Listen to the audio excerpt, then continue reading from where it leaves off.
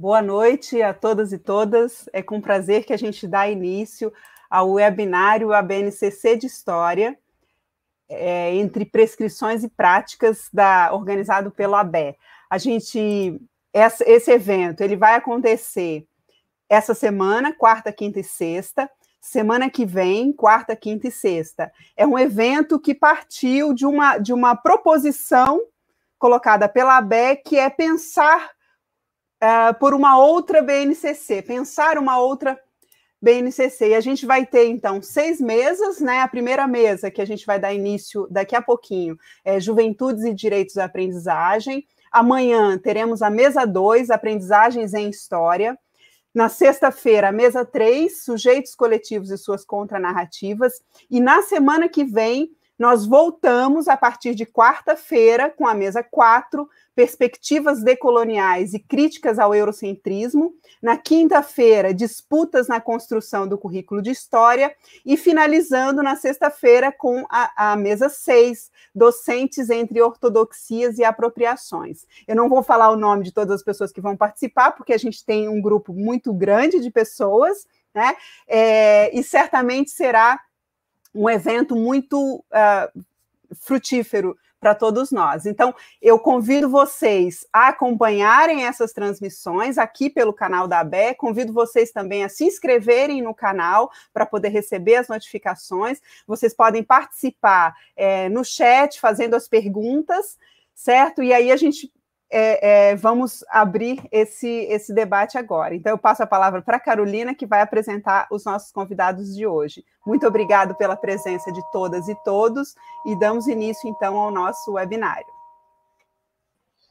Boa noite aos professores que estão com a gente nessa mesa, as pessoas que estão no chat.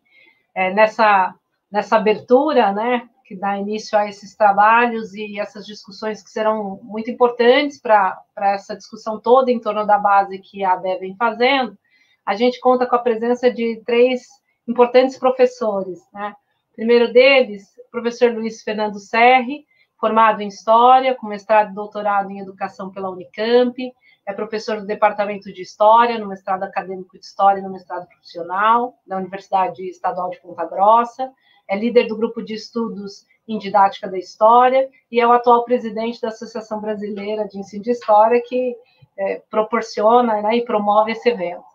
Um nome importante do campo da didática da história e é autor de um pequeno grande livro, né, que é o Ensino de História e Consciência Histórica, tão presente nas bibliografias, nos concursos, né? Então é um prazer ter o professor Serri nessa noite com a gente. Professora Márcia Elisa Ramos Teté, formada em História pela Universidade Estadual de Londrina, com mestrado e doutorado em Educação pela Universidade Estadual de Maringá e a Universidade Federal do Paraná, respectivamente. É professora de Metodologia e Prática do Ensino de História na UEM. Também é docente do Programa de Mestrado Social da UEL e do Prof. História, ligado ao UEM. Tem uma vasta produção na área de ensino de história, trabalhando com temáticas relacionadas à história da educação, currículo, metodologia do ensino de história, história pública e cultura midiática, e também é membro do Laboratório de Ensino e Multimeios de História da UEM. Prazer tê-la conosco, professora. Muito obrigada pela sua disponibilidade. E, por fim, não menos importante, professor André Rodrigues, formado em História pela Unesp, mestre e doutorando em Educação pela Universidade 9 de Julho, foi professor de História da Rede Municipal de São Paulo, onde ele recebeu o primeiro prêmio de Educação em Direitos Humanos, promovido pela Secretaria de Direitos Humanos e pela Prefeitura de São Paulo à época, com o projeto Relatos da Juventude. Foi professor em universidades particulares e atualmente é coordenador pedagógico na rede privada. Escreveu um livro que chama Sofia, a Menina que Gosta de Filosofar, e é criador do blog e do canal História em Perspectiva. Obrigada, professor André, pela sua disponibilidade de também estar conosco. Para a gente começar essa conversa, essa discussão, né, essa mesa, eu vou propor uma questão, né, e pedir para que vocês, então, compartilhem conosco um pouco das suas impressões, dos seus conhecimentos, aquilo que pensam sobre esse tema, né? Como é que as aulas de história podem abarcar as culturas dos jovens, estimulando o diálogo intercultural e a produção de saber histórico escolar? Então, a gente começa com o professor Serri, depois ouvimos a professora Márcia e, por último, o professor André. Muito obrigada. Olá, pessoal, boa noite. Obrigado, professora Carolina, pela apresentação. Eu quero parabenizar todo mundo que está ajudando a organizar esse webinário. É uma equipe bastante trabalhadora, bastante organizada, bastante rápida. Então, acho que a gente fica muito feliz de ver, né, as coisas funcionando tão bem. E a ABE, ela está nessa situação, né? A gente está numa corrida aí de reorganização, de impulsionar a entidade, e quem está observando, né, esse ano passado, esse ano principalmente, está percebendo que a ABE está andando bem, está andando cada vez mais rápido, e isso só está acontecendo porque tem muita gente ajudando. Então, acho que fica aí os nossos parabéns, o nosso muito obrigado a todo mundo que está colaborando, né, o professor Arnaldo, que coordena a comissão, né, o professor Arnaldo Lasta também, a Vitória, todo mundo aí, é uma equipe grande, né, não dá para nominar todo mundo que está tocando essa discussão aqui. E a gente tem outras discussões que estão andando também ao mesmo tempo, né? A do compromissos éticos, a das biografias, da questão das memórias. Tem um grupo que está organizando um periódico para todo mundo poder escrever, poder participar aqui da ABE como autor, né? Então tem bastante coisa acontecendo e a gente fica muito feliz de ver esse andamento. Ao mesmo tempo que a gente tem tanta notícia ruim, né? Que está acontecendo aí hoje mesmo, a gente teve aí tantos falecimentos, né? Falecimento de um ator famoso, né, muito querido também, mas junto com ele tantas pessoas anônimas, né, que estão perdendo a vida antes do necessário, né, sem que isso fosse necessário. Então isso deixa a gente bastante entristecido, mas ao mesmo tempo faz com que a gente tenha mais vontade, né, de fazer as coisas que a gente tem que fazer, porque a nossa contribuição é essa, o que a gente pode fazer para evitar que essas coisas venham a se repetir no futuro é garantir que os estudantes e a população em geral possa ter acesso a boa história de qualidade, que é aquilo que é um dos fatores que previne, né, a estupidez que a gente está vendo, não só no governo, mas também nos seus apoiadores. Vocês vão ter alguma participação das minhas cachorrinhas, mas faz parte da gente estar trabalhando em casa, né? Bom, gente, para responder a pergunta, né, tentando ser bem sintético, eu vou repetir uma coisa que todo mundo já viu nos manuais de didática ao longo de toda a graduação, das licenciaturas, né, e ao mesmo tempo desenvolveu em sala de aula, quem já está dando aula aí, algum tempo já tem uma trajetória como professor, como professora, que se trata uma das regras, né, uma das primeiras regras que a gente vai aprender, que é você tem que conhecer o grupo com o qual você está trabalhando, você tem que conhecer os teus alunos, conhecer os teus jovens. Embora isso seja, assim, uma coisa que é absolutamente o grau zero, né, do trabalho educativo, ele é fundamental e nem sempre a gente faz, né? Nem na correria, na falta de tempo, etc. Eu acho que falta de tempo é uma coisa que eu queria colocar em discussão bastante, né, na noite de hoje. Mas quando a gente conhece os alunos, né, quando a gente faz aquelas conversas no começo do curso, no começo do ano, a gente procura conhecer, às vezes passa um questionário, preenche, vai lendo, vai vendo, vai conversando com esses alunos, esse é o início do processo. Para que eu possa ter, né, uma abertura para essa cultura, ou culturas, melhor dizendo, juvenis, a gente tem que manter e estimular continuamente o diálogo, porque esse processo de conhecimento tem que se alimentar ao longo do tempo. Bom, a primeira interculturalidade que a gente tem que prestar atenção é entre professor e aluno. Né? Quanto mais a gente vai avançando na carreira, quanto mais velho a gente vai ficando, mais a nossa cultura passa a ser outra.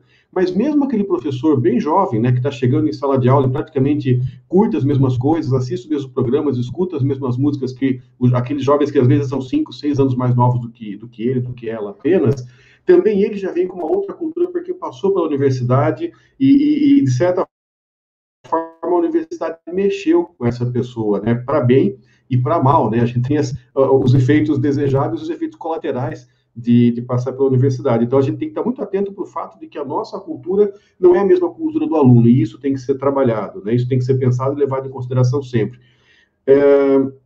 Mas o outro diálogo intercultural é entre o aluno e aquilo que lhe é alheio. Então, o papel fundamental da história é ir ampliando os círculos nos quais o aluno se reconhece, né, e fazendo com que ele possa ter contato com aquilo que é a alteridade dele. Eu vou falar um pouquinho na segunda parte sobre o contraponto disso que é a identidade, né? Agora, eu quero dizer para vocês que nada disso se faz bem, né? Nada disso se faz continuamente, consistentemente, se nós não temos tempo, né? Se nós estamos abarrotados por conteúdo, se a tarefa que nos é imposta é vencer um caminhão de conteúdos por dia, esse tipo de processo, de cuidado, de olhar, ele vai sendo cada vez mais sufocado pelo cotidiano. E eu acho que esse é um ponto que a gente tem que parar para pensar com muita atenção, né? A quem interessa um professor de história sobrecarregado de conteúdos que não pode fazer esse trabalho, vamos dizer assim, de gerenciar, de conduzir, de convidar para que o estudante faça essa viagem de conhecimento, né, que possa ver coisas que são muito diferentes do mundo dele, ao mesmo tempo em que ele vai cada vez mais conhecendo o seu próprio mundo, porque isso não é dado, não é porque eu estou envolto no meu próprio mundo que eu conheço bem esse mundo, né? Isso tem que ser trabalhado, isso tem que ser avançado. Então, assim, em linhas muito gerais, seria isso, né, para respeitar o tempo e também para estimular o debate na sequência. Obrigada, professor Serri. Passo a palavra à professora Márcia. Boa noite a todos e a todas. Começo agradecendo o convite da Associação Brasileira de Ensino de História para esse webinário sobre a BNCC de História. Agradeço especialmente ao professor Arnaldo Pinto Júnior, né, que foi quem entrou em contato comigo, e parabenizo a ABE pela iniciativa, porque, sinceramente, eu achei que essa questão da BNCC ia ser esquecida. É algo que a gente tem necessidade mesmo de retomar. Eu espero contribuir de alguma forma. Eu achei interessante a formatação dessa mesa, mas eu não sei se eu vou dar conta de falar em pouco tempo de tudo que eu iria falar. Ainda bem que o Serri entrou primeiro, já falou grande parte do que eu acredito. É uma satisfação estar aqui com o professor Serri, com o professor André, e respondendo essa primeira questão, eu fiquei pensando como que eu iria responder, e eu achei uma questão bem complexa, certo? E fiquei pensando como que eu poderia falar desse assunto, sem responder as outras questões também, porque elas são interligadas. Mas eu resolvi responder a questão às avessas, pela contraposição, pela negativa das políticas públicas para a educação postas no momento e que estão resumidas na última reforma do ensino médio e na Base Nacional Comum Curricular. Então, o que se apresenta da BNCC é tudo aquilo que eu não quero para os jovens, e que eu entendo que não contribui para o diálogo intercultural e a produção do saber histórico escolar. Então, é negando a BNCC que eu vou começar a falar de duas concepções que organizam a BNCC e que a gente tem que negar com toda a veemência. Primeiro é a questão de competência, né? Isso está posto tanto na BNCC do ensino fundamental, 1 e 2, como no ensino médio, e a gente tem que rever, porque senão a gente não vai construir esse diálogo intercultural e nem vai construir saber histórico escolar. Né? A competência é sempre individual, ela é funcional, ela serve ao propósito de resolver situações concretas, né, imediatas, está diretamente relacionado ao perfil que se quer formar do trabalhador, do consumidor e do usuário. As qualidades de um indivíduo competente carregam o ideal de uma necessidade empresarial. Vou dar um exemplo assim bem bobo. Eu tenho um problema na empresa, né? Eu sou um trabalhador e tenho problema na empresa com o outro que é diferente de mim. Eu preciso aplicar a competência da negociação e da tolerância para resolver esse problema. Então, do jeito que está na BNCC, é assim que eu desenvolvo minha competência interpessoal. No ensino de história, eu não negocio e tolero o outro para resolver um problema que se colocou em meu caminho. Né? Eu compreendo o outro, seja outra cultura, outra história, outra etnia, outro gênero, outra religião, outra geração, enfim, outra classe social, e aprendo com essa alteridade. E penso não apenas nos problemas que me são colocados individualmente, numa situação concreta, mas nos problemas sociais, nos problemas coletivos. Competência, então, é vista nos currículos, né, de forma instrumental e mecanicista. Isso, eu acredito que desde os PCNs, agora a gente está vendo com maior potência na BNCC. É uma competência em que o indivíduo interage com a sociedade sem a dimensão, como se a gente não tivesse a dimensão histórica ou sem a dimensão coletiva social. O indivíduo age e reage à sociedade que vive como se estivesse sozinho.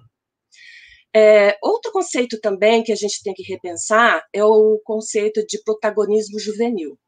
Lógico que o discurso vai colocar o protagonismo a todo momento na BNCC e na mídia, né, nos discursos políticos e universitários, e a gente quer que o jovem seja protagonista. Mas, conforme é colocado este protagonismo nos discursos educacionais, na BNCC, por exemplo, baseada no desenvolvimento de competências individuais, este protagonismo também vai ser individual. Não é um protagonismo coletivo, né? Eu acho que essa questão do protagonismo vai até ser, né, discutido em outra mesa, mas o protagonismo social, coletivo, né? Na BNCC ele não é coletivo. É considerado no currículo em voga o termo na sua primeira acepção, né, que é uma palavra grega, que quer dizer o primeiro lutador, o primeiro competidor, o lutador da primeira fila de um esporte, de uma luta, né? Daí que se cobra do jovem este protagonismo ligado ao empreendedorismo, ou seja, novamente, a competência de resolver problemas individuais, resolver a mudança constante na sociedade, que coloca problemas diferentes todos os dias. Aí tem que ter resiliência, tem todo um discurso, né, um vocabulário próprio desse tipo de protagonismo. Você tem que ter resiliência, você tem que ter potencial de empregabilidade, você tem que ser equilibrado. Na verdade, se cobra isso não só do jovem, mas de todos os indivíduos, né, numa sociedade em crise, numa sociedade sem trabalho. Nessa concepção se adia o futuro e você tem que experimentar resoluções todos os dias, aprender durante toda a vida, né? Você tem que se reinventar, ser criativo durante toda a vida, certo? É importante vermos que o passado não passa, né? A gente vem retomando, né, alguns passados, né? Depois posso até falar sobre isso, né? Mas, ao mesmo tempo, né, o futuro nunca chega. Você está sempre correndo atrás. Então, essa BNCC é feita para aquele jovem que tem que desenvolver uma competência individual, um protagonismo individual numa sociedade competitiva e sem trabalho. Espero ter respondido. Muito. Nos provocou muito. Passo a palavra ao professor André.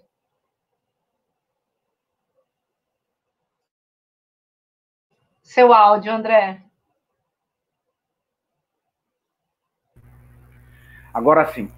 Boa noite a todas, boa noite a todos. Primeiramente, queria agradecer a ABE, em especial a Carol, que fez esse contato, me convidou para essa mesa, tão seleta, né, de pessoas tão ilustres, professores que eu tenho uma admiração, um carinho enorme.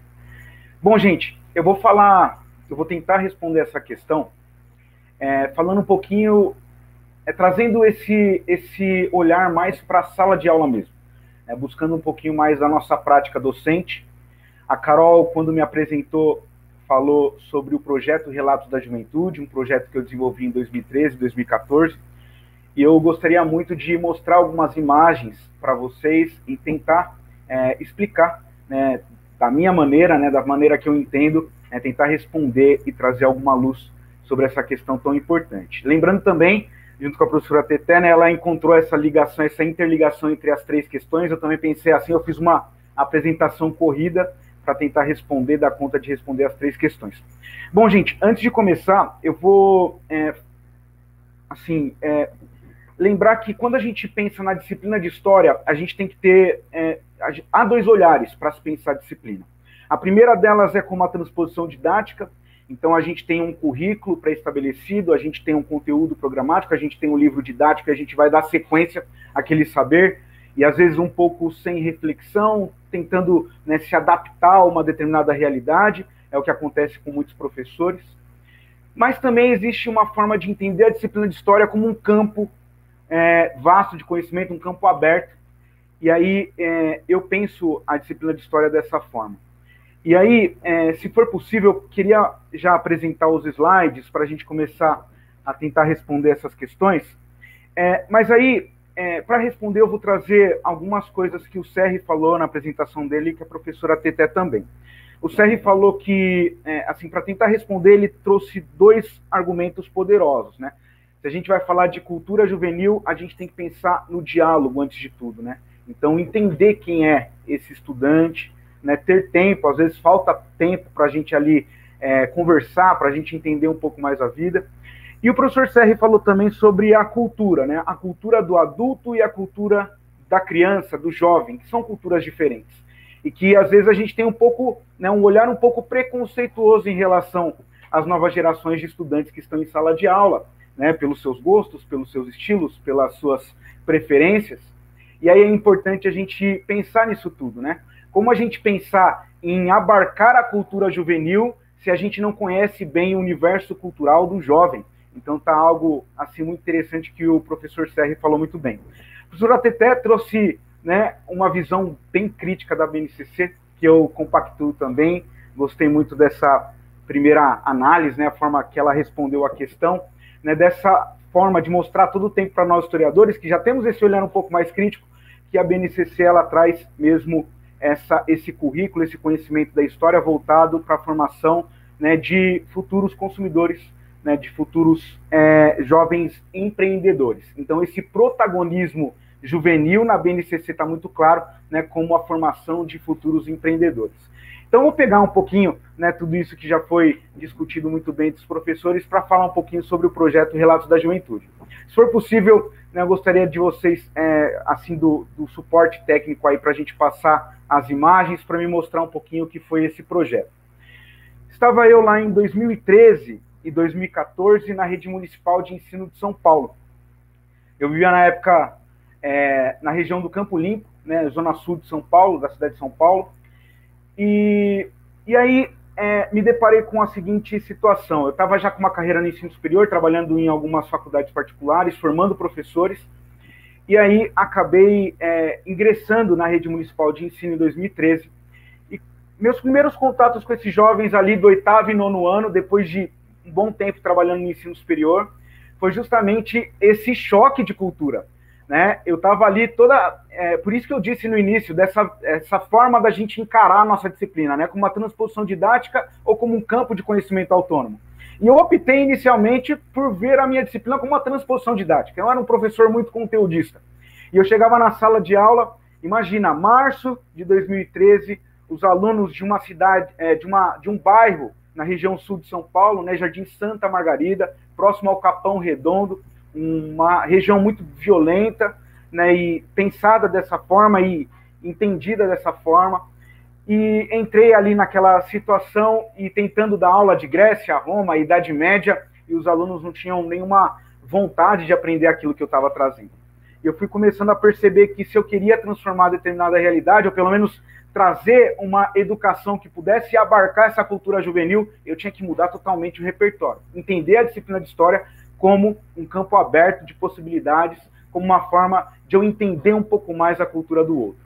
Era março, cheguei na escola, veio o diretor, como muitos de vocês professores acontece também, quando a gente está chegando na escola, o diretor vem conversar com a gente, já mostra o conteúdo programático, já te entrega um livro didático, e você fica naquela situação de ser um reprodutor, né, desse tipo de conhecimento, desse tipo de saber.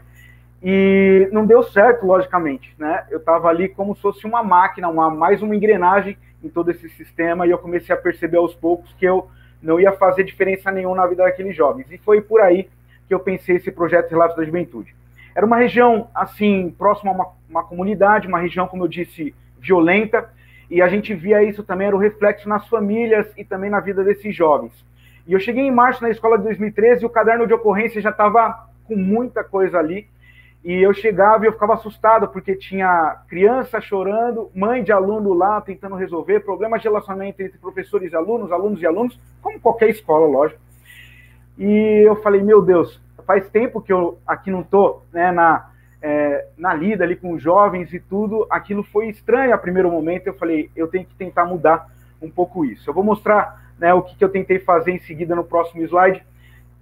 O projeto Relatos da Juventude, ele é bem simples, gente. Eu comecei a entender que eu precisava intervir, e a minha forma de intervir era conhecendo mais a cultura do outro. Se der para passar o próximo slide, vai ficar mais fácil de mostrar, né, de ilustrar tudo isso. Eu cheguei na sala de aula e aí eu comecei a trazer uma proposta. Ao invés de começar a trabalhar com Grécia, Roma, Idade Média, todo o conteúdo programático, eu comecei a lançar perguntas para entender um pouco mais o universo cultural daquele jovem. Né? Perguntas começaram muito simples, né? Quem é você, o que você gosta de fazer fora da escola?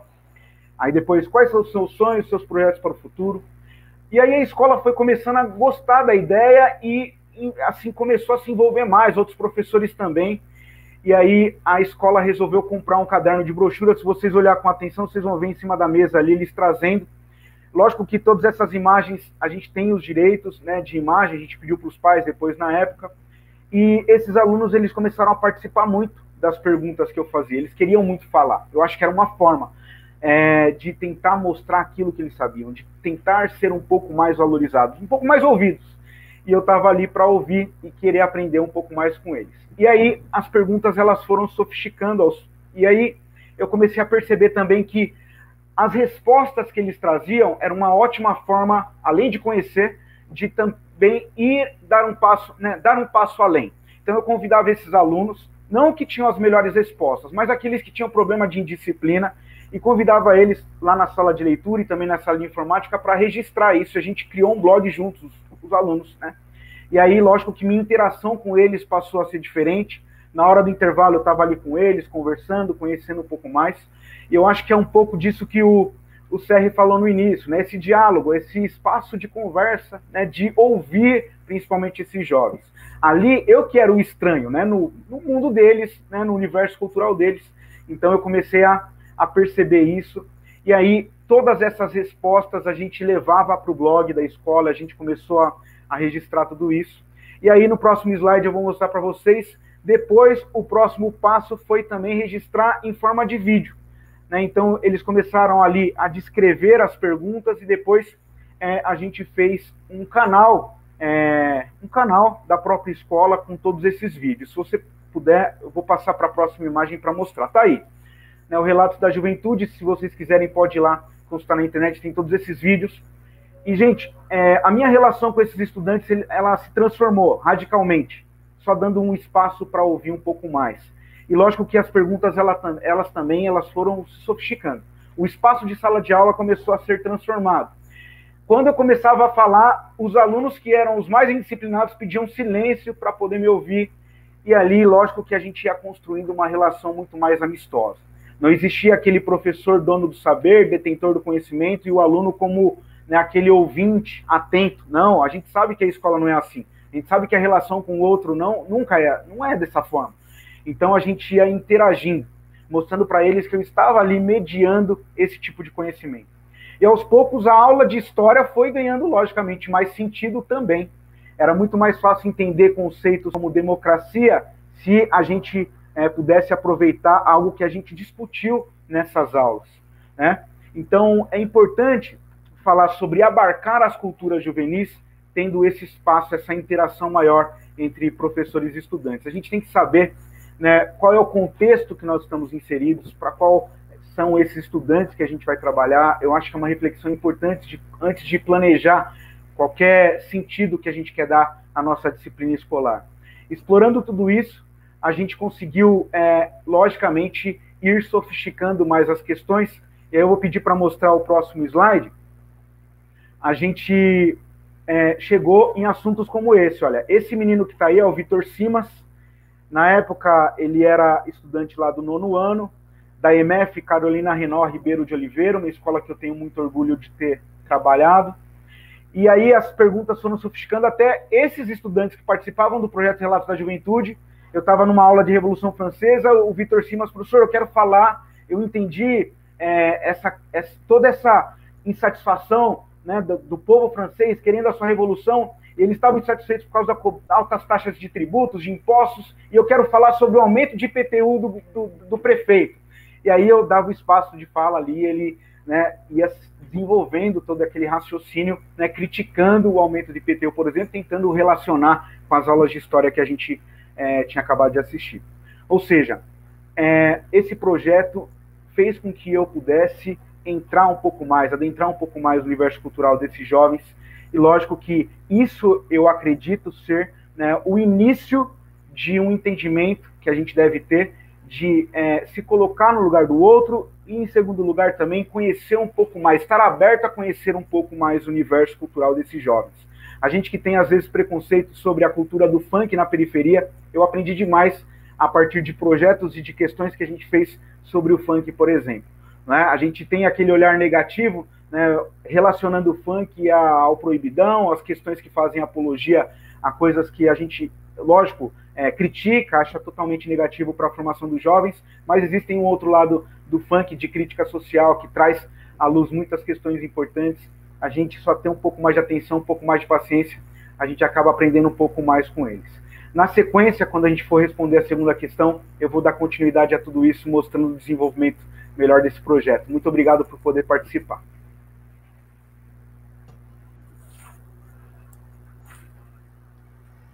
Muito obrigada. Então, professor André, vamos passar para a próxima pergunta, né, para os componentes da mesa. De que modo o currículo de História pode contribuir para o desenvolvimento da alteridade e o reconhecimento das culturas juvenis, ampliando a participação dos jovens na sociedade democrática?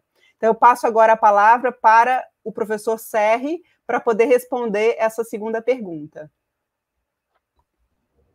Ok, obrigado. Eu vou pedir para colocar o slide da apresentação para essa resposta, né, referente à segunda pergunta, mas eu já vou adiantando que eu entendo, né, eu proponho que esse desenvolvimento da autoridade se dá sempre em relação à dialética com a identidade. E quem me conhece para cá sabe que quase tudo eu boto o número no meio, né? Então, eu estou trazendo para vocês uma tabela aí também, para desenvolver um pouquinho essa ideia. Então, vocês podem perceber ali, não sei se está dando... Agora eu estou conseguindo.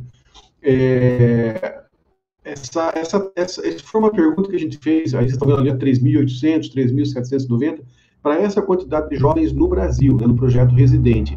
E nós perguntamos para ele, né, qual é em relação a essas partes da história, essas fases da história, qual te interessa mais? E daí eles podiam responder de 5 jeitos: não interessa nada, interessa pouco, interessa mais ou menos, interessa muito. Para cada uma dessas respostas, a gente atribuiu um número. Então, não interessa nada, vai ser -2, tanto faz, vai ser 0, interessa muito, vai ser 2. E aí, os números que vocês têm ali marcados em amarelo são a média. Então, menos 0,23, portanto, é um pouquinho abaixo de desinteresse, né? Um pouquinho abaixo de interesse médio, na verdade. E aí vocês podem perceber o seguinte: cada uma dessas perguntas fala sobre um período da história. E a primeira é a situação dos homens primitivos, né? A segunda, o mundo antigo. A terceira, a Idade Média. O quarto, o período entre 1500 e 1800, que a gente pode chamar de Idade Moderna, período da colonização, etc. O período de 1800 a 1945, que a gente pode pensar como, né, uma história mais contemporânea, e o período de 45 até os dias de hoje, que a gente vai chamar de uma história, dentro da história contemporânea, uma história mais recente. O que vocês podem perceber aí? Você tem o elemento que menos tem interesse é os homens primitivos. Depois eu tenho o mundo antigo, que está ali muito próximo do tanto faz, do zero, né, da indiferença, e a gente começa a ter uma subida na Idade Média, 0,20, daí a gente tem uma queda de novo no período da Idade Moderna, aí a gente tem outra subida, a gente tem a segunda maior média aí, que é o período de 1800 a 1945, e a gente tem 0,63, que já está no campo do me interesso, né, na média, para 1945 até os dias de hoje. Se vocês olharem ali a quarta linha, moda é o valor mais frequente em estatística, né? Então, assim, o valor que os estudantes mais responderam para cada uma dessas perguntas foi 0 em todas. Quer dizer, mais ou menos. Né? Quando eu pego, assim, qual foi a resposta aqui mais frequente, essa resposta mais frequente foi 0, exceto para de 1945 até os dias de hoje. Pode passar o próximo, por favor? Vocês vão ver no gráfico que aí fica bem desenhado, né? Fica bem desenhado isso aí, olha. O interesse pela história recente é o maior. Veja, o interesse pela história recente é 3 vezes maior que o interesse pela Idade Média, né? Ele é 15 vezes maior do que o interesse pelo mundo antigo, se eu for pegar a média. O que eu quero dizer com isso? Como é que a gente lida com a alteridade? A gente só pode lidar com a alteridade na dialética com a identidade. Ou seja, não se trata do aluno simplesmente conhecer o seu mundo, saber que o aluno tem o seu mundo, mas se trata da gente ajudar esse aluno a desenvolver um olhar crítico sobre o mundo dele. Porque ele sabe o que tem no mundo dele. Mas ele sabe de onde que veio isso que tem no mundo dele? Por que, por exemplo, tem tanto desemprego no mundo dele? Né? Por que ao mesmo tempo tem tanta máquina, né? Tem tanto aparelho eletrônico e esse aparelho eletrônico custa tão caro? Né? Como é que o aparelho eletrônico custa, sei lá, a quantidade de cimento suficiente para bater uma laje? Esse tipo de coisa são perguntas que deixam o cotidiano dele, como diria Paulo Freire, né? Foi mencionado aqui no chat, o centenário de Paulo Freire esse ano. Paulo Freire vai dizer que esse mundo não é totalmente transparente. Embora o aluno esteja dentro, ele não é totalmente transparente.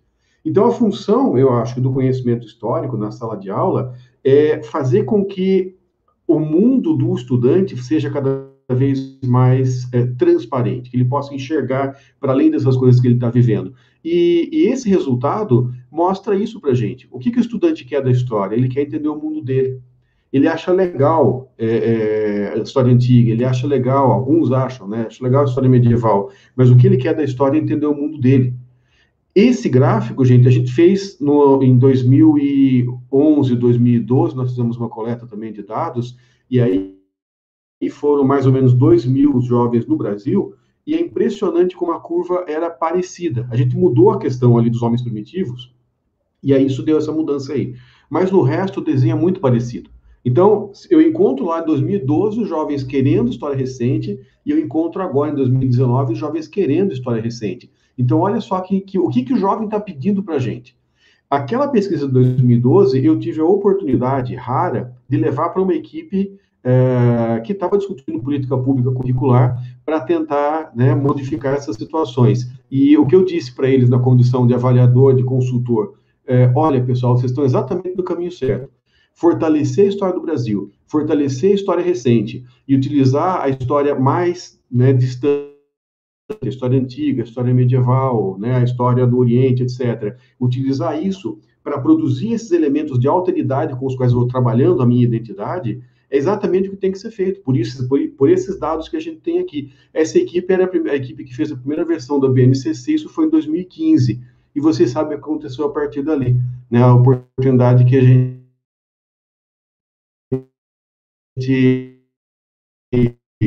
perdeu, a história tem que trabalhar muito mais as questões da história recente e recorrer ao passado mais distante para poder iluminar a história recente. Então, por exemplo, é lógico, eu tenho que trabalhar com os alunos lá das séries iniciais com o bairro.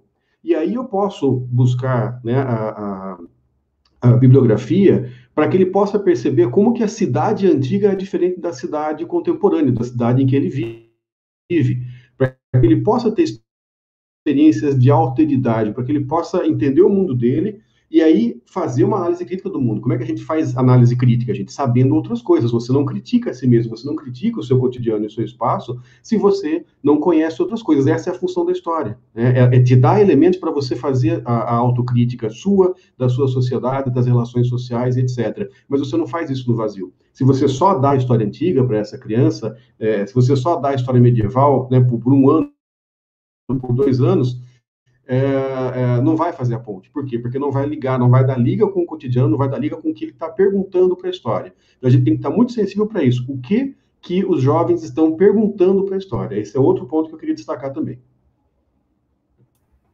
Muito bom, muito obrigado, professor Serra. E só lembrando, né, que o projeto Residente, assim, ele tem um papel super importante para identificar, né, essa cultura jovem também, né, e como uma bússola também para futuras ações, né, na área do ensino de história.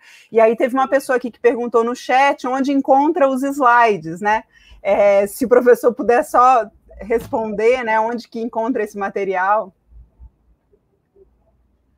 A gente não publicou muita coisa ainda, mas dá para disponibilizar para quem quiser. Eu vou colocar o meu e-mail no chat ali e as pessoas podem entrar em contato à vontade. Bom, então, obrigada, professor. A gente passa a palavra, então, para a professora Márcia.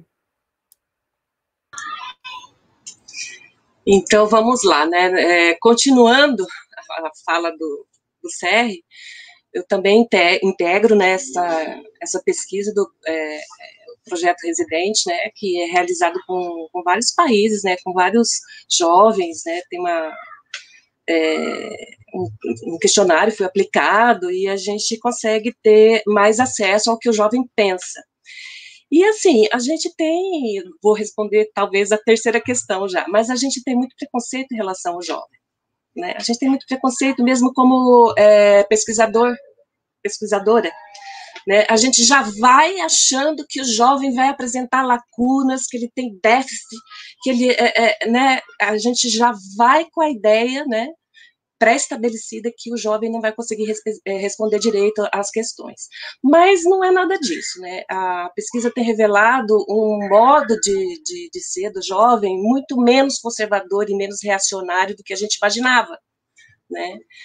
Apresenta lacunas, tem problema em responder sobre democracia, às vezes, a temporalidade histórica, mas nós ficamos bem, assim, otimistas com as respostas dos alunos. E essas pesquisas são interessantes para a gente ver a diversidade que existe nas juventudes, certo?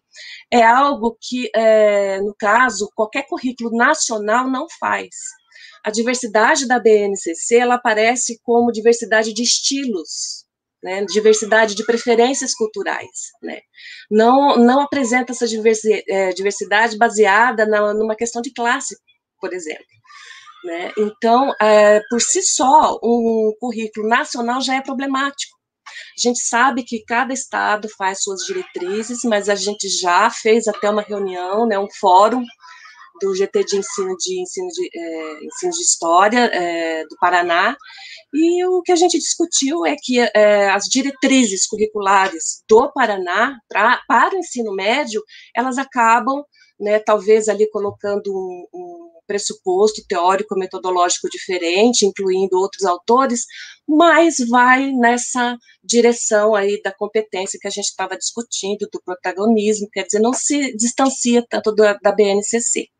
Então, já temos um problema aí do currículo ser nacional, né, porque a gente está colocando a juventude, né, no singular, né, como se todo mundo fosse aprender as mesmas coisas e tivessem os mesmos interesses.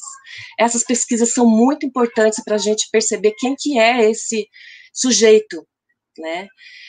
Nós tivemos também uma pesquisa em 2003, 2004, que foi muito interessante porque foi realizada em âmbito nacional só, né, idealizado pelo Instituto Cidadania. Hoje os dados se encontram no Instituto Lula, né, entrevistou jovens de 15 a 24 anos, e naquela época eles fizeram um projeto piloto, um estudo piloto com 600 entrevistas, depois mais 4.000, mais ou menos 4.000 entrevistas. E já conseguimos ver que o jovem não é esse despolitizado, não é esse excessivamente rebelde sem causa, né? Não é esse que não quer saber da história, que não quer saber dos seus problemas, né? Não é esse que se divulga aí em certos discursos, principalmente da mídia. Né? Nessa pesquisa, eu achei bem interessante deles falarem que a primeira preocupação que eles têm, o primeiro interesse que eles têm é estudar. certo? O segundo é o mundo do trabalho mesmo, né, a questão profissional. Então, se a gente for pensar num currículo, né, dependendo da região, eu acredito que a gente tem que colocar como demanda, né, uma formação geral, né, a educação como direito social, em que esse jovem vai construindo sua identidade na articulação com a alteridade e vai construindo também uma leitura do mundo, uma leitura crítica. Deve haver o desenvolvimento do sujeito na sua dimensão individual sim, né, e social, de cidadãos conscientes, compromissados com a transformação social. Isso vai dar força para esse aluno, né, para esse jovem enfrentar o mundo do trabalho. Então, vejam que a formação geral é que vai dar força para o aluno enfrentar o mundo do trabalho. Não é a ideia de competência, né, como qualidades que você tem que ter para lidar com, na verdade, com um mundo sem trabalho e sem consumo. Essa capacidade de problematizar a realidade, de juntar-se aos outros, de polemizar de forma argumentada, de agir coletivamente, as ciências humanas poderiam oferecer. No caso da história, a sua metodologia específica vai contribuir no sentido de fazer com que esse jovem, né, a partir dos seus interesses, interprete evidências, né, consiga interpretar evidências, construa conhecimentos históricos, conceitos históricos, principalmente de mudança e de permanência, pois afinal, né, se eu sei que as coisas podem mudar, eu posso engajar nessa mudança. E, finalmente, aí, como um terceiro ponto, né, a construção da empatia histórica, né, na sua contradição, ao mesmo tempo que eu vejo a empatia histórica como uma contextualização histórica, né, contextualizar, né, os modos de viver e de pensar do outro, eu vejo também como uma forma de perceber que eu posso me enriquecer com este outro, mas também eu não preciso aceitar, né, todo modo de viver deste outro, quando este modo de viver e de pensar fere a dignidade humana. Então, eu acredito que o currículo, e isso já é uma proposta lá dos PCNs, né, dos Parâmetros Curriculares Nacionais, né, deve aprender a lidar com as evidências, no caso do ensino de história. Só que nos PCNs, apesar do tomo né, a parte da história ter, de certa forma, se distanciado da ideia geral, né, dos PCNs, né, lidando um pouco com essa ideia de competência que já se apresentava, né, a história conseguiu se distanciar um pouco e, nesse aprender a fazer, colocar o trabalho, a exploração de fontes históricas, como evidências históricas, como interpretação. O problema é que a gente não pode ficar só nisso. Então, esse aprender a fazer restringiu essa ideia de como interpretar fontes históricas, né? Interpretar fontes históricas não garante um ensino de história capaz de ser engajado pela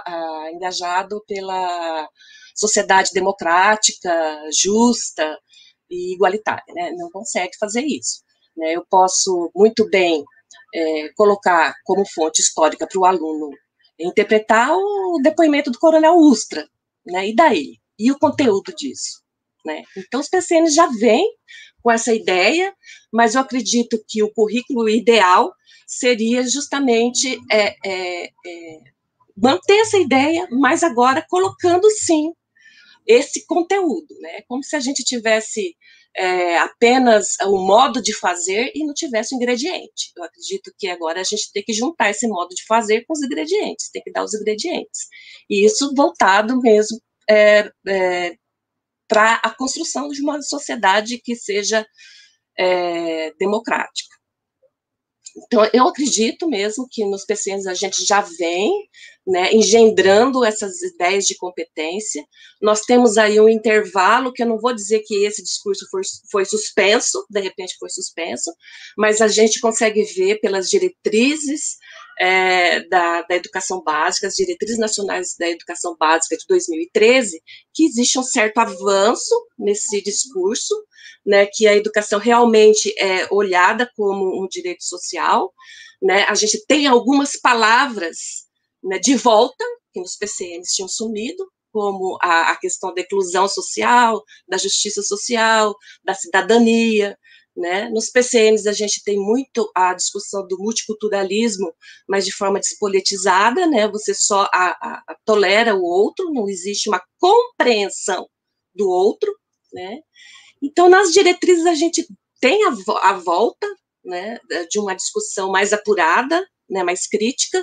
Aí, de repente, a gente tem a BNCC, como o Serri disse, né, que depois da primeira versão, segunda versão, na terceira versão, cai como uma bomba na cabeça da gente e volta com muito mais força aquela ideia de despolitizar o currículo. Quando eu despolitizo o currículo, eu quero despolitizar os sujeitos aprendentes, né?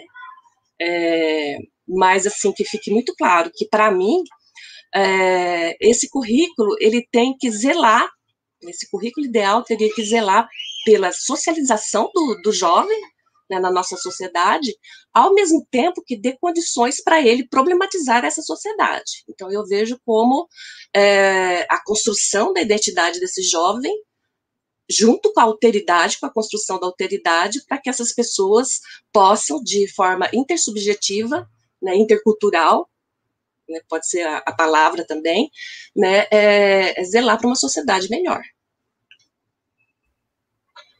Muito obrigada, professora Márcia. Passo a palavra agora para o professor André para responder a segunda pergunta.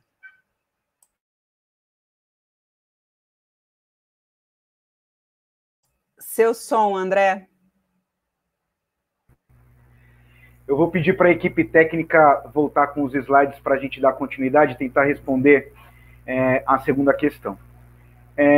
Gente, eu pensei duas coisas interessantes que o Serri e a Teté falou agora para responder essa questão, essa segunda questão, e eu acho interessante demais, e eu vou começar com elas, né? O professor Serri, ele fez toda essa pesquisa para mostrar, a partir de uma periodização histórica, né, quais são os períodos que os estudantes gostam, que eles mais querem aprender, e aí o Serri chegou à conclusão, né, que a maioria quer entender mais o mundo dele, o contexto histórico presente, né?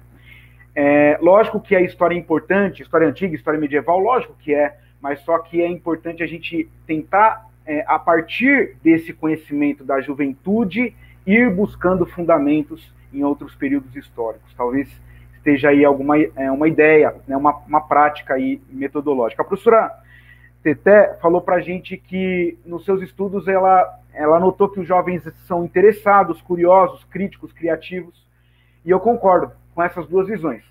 É importante que quando a gente pensa em alteridade, a gente olhe um pouco mais o contexto histórico desse jovem, o universo cultural e as possibilidades de trabalho com conhecimento histórico. E a história, na minha visão, é a disciplina mais interdisciplinar que existe. Ela pode versar com outros saberes. Como eu disse no início da minha fala, né, há duas formas sempre da gente ver a disciplina. Como uma transposição didática, daquilo que eu levo já pronto e preparado através do livro didático e reproduzo na lousa e faço os alunos copiarem, e aí não tem reflexão, não tem criticidade, não tem criatividade, não tem nada. Ou eu posso enxergar minha disciplina como um campo aberto de possibilidades, um campo autônomo de conhecimento, e aprender também com essa juventude. Eu acho que está aí, né, a forma da gente dar um passo além, de mostrar para esse jovem como ele se insere melhor, como ele entende melhor o seu tempo. A história, ela nos ajuda a entender melhor, né, a estrutura social, econômica, política, cultural. A gente trabalha com tudo isso em cada período histórico, mas é importante dar essa consciência de entender o seu tempo para esse estudante, problematizando a própria realidade, o próprio contexto histórico. Vou pedir para passar a próxima imagem para vocês verem, né? Continuando a falar do projeto Relatos da Juventude, que nasceu em 2013, lá na EMF Carolina Renault Ribeiro de Oliveira. E, gente, para responder isso, a segunda questão, eu tenho que mostrar essa imagem. O espaço de sala de aula e da escola, ele começou também a se transformar nessas questões que a gente colocava. E é importante a gente olhar para essas imagens e voltar na pergunta, né? Olha, de que modo o currículo de história pode contribuir para o desenvolvimento da alteridade e o reconhecimento das culturas juvenis, ampliando a participação dos jovens na sociedade democrática. Essas imagens diz muito, mostra para a gente o quão é importante a gente estar sensível à realidade do outro. Entender que se eu estou numa região chamada Jardim Santa Margarida, né, com todos os problemas, condições sociais, econômicas, políticas que estão ali no entorno, eu tenho que começar a me preocupar também com a inserção desse jovem, né, e como que ele entende o seu meio, como ele entende o seu contexto. Então, esse projeto Relatos da Juventude, ele nasceu dessa forma, de eu conhecer um pouco mais esses jovens. E eu trazia, né, algumas questões, e a gente ia debatendo sobre questões do seu tempo, as questões ali do seu cotidiano, e lógico que isso foi ganhando corpo, foi ganhando mais espaço, já que a gente utilizou também as tecnologias digitais, né? Os alunos eram convidados inicialmente a escrever, mas depois de digitar, né, aquilo que eu perguntava, né, quais são os seus sonhos, quais são os seus projetos, quais são os seus dilemas, o que você acha da cultura do funk na periferia, o que você acha dessas letras, será que contribui com a sua formação? Qual que é o olhar que a gente tem que ter para esse jovem? Lógico, dependendo da região que você for trabalhar, né, dos gostos, dos estilos, da moda, da cultura que está ali naquele local. Então, o projeto ele começou a ser visto, e bem visto, pelos pais de estudantes, né? Os pais começaram a ver os seus filhos, que até então traziam problemas de indisciplina, né, ali ser capaz de digitar o seu texto, a sua resposta no blog, e a foto dele aparecia no blog da escola. Isso trazia uma notoriedade para ele, ele sentia melhor, e isso, lógico que a relação que era construída começou a ficar cada vez mais forte, a ponto desses alunos, né, tentarem buscar resolver problemas do seu cotidiano, né, dos aspectos familiares, tentar perguntar para mim a opinião, professor, eu estou passando por isso, qual que é a sua opinião, como que eu devo agir nesse caso? E lógico que a gente é professor acima de tudo, mas esse ouvido mais atento faz com que a gente entenda também melhor o nosso próprio contexto. Vou pedir para passar a próxima imagem. Depois desse projeto, lógico que a gente começou a ser notado, cada vez mais notado. No final de 2013, a escola participou do prêmio Paulo Freire, e a gente foi um dos vencedores já em 2013 com o projeto Relatos da Juventude. Muitos desses jovens que vocês estão vendo aí nunca tinham saído do Jardim Santa Margarida, e muitos deles aí estavam lá na Câmara Municipal recebendo um prêmio, né, pelo projeto que desenvolveram. Muitos desses alunos, eles não conseguiam se comunicar, justamente porque a comunicação era agressividade, né? Eles não conseguiam, sofriam bullying e recebiam, e assim, pagavam na mesma moeda, ou seja, eram afrontados, e ali começava a discussão, começavam as ofensas e começava a briga, e isso acontecia muito na escola. Mas nesse momento, né, o projeto fez com que esses alunos, eles se envolvessem mais, se entendessem mais. Um desses meninos que estão aí, eu não vou mostrar para não ter problema depois, mas assim, o Lúcio, ele não falava. Né? Nesse dia ele falou para mim, professor, é a primeira vez que eu saio da minha casa para ir em algum lugar, né? Ele entrou no Salão Nobre ali da Câmara Municipal, e lógico, gente, eu estou falando isso, não é para romantizar nada, é para mostrar para vocês como algumas ideias simples podem mudar um pouco as relações no ambiente da escola, e também pode contribuir para uma visão um pouco mais abrangente do que é o ensino de história. E lógico que história tem toda essa relação mesmo, né, de se colocar no lugar do outro, essa empatia histórica que a professora Teté descreveu tão bem, e lógico que também entender melhor a cultura desse jovem, para, lógico, a gente poder contribuir de alguma forma para que ele possa, né, interpretar melhor o seu tempo. Vou pedir para mostrar a próxima imagem, para a gente finalizar essa segunda questão.